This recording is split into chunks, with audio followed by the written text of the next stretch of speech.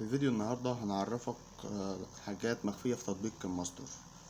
تمام، بس أهم شيء تابع معنا الفيديو للنهاية عشان تعرف كل حاجة في تطبيق كين ماستر. تمام يا شباب، وبإذن الله انتظر الفيديو الجاي هيكون تعليم المونتاج على تطبيق كين ماستر.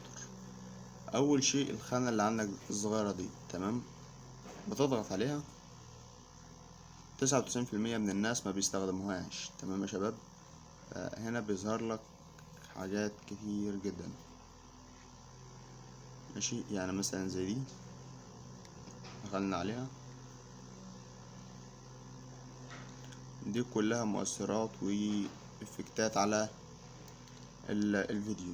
تمام يا شباب، ومن هنا بتبدأ تختار من الصف ده كده، بتبدأ تختار كل اللي انت عايزه.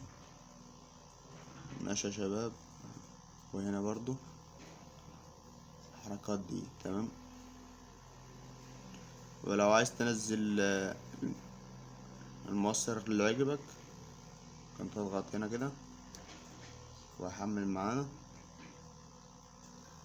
وبتضغط هنا تنزيل وبينزل معانا. تمام، بترجع هنا وبتبص على كله وبتشوف اي حاجة تعجبك تنزلها بتاع. تمام، وهنا عندك صوت، وهنا جميع الاصوات الموجودة دي كلها من غير حقوق طبع ونشر.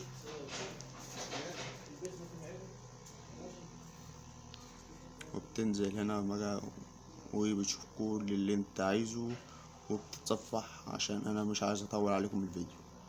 تمام، هنا شباك بيتفتح، هنا موسيقى، هنا في النص هنا بيظهر وشك انت. تمام، ودي فقاعات تظهر لك في الفيديو، ودي نار وده مية.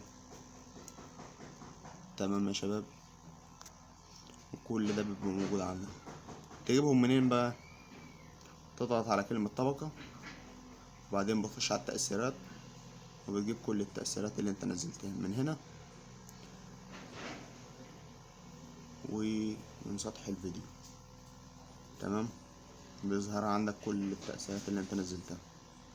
تمام يا شباب، وهنا يكون الفيديو يكون خلاص. متنسوش تعملوا لايك واشتراك في القناة عشان يوصلكم كل جديد، وياريت التفاعل والدعم يا شباب، وشكرا.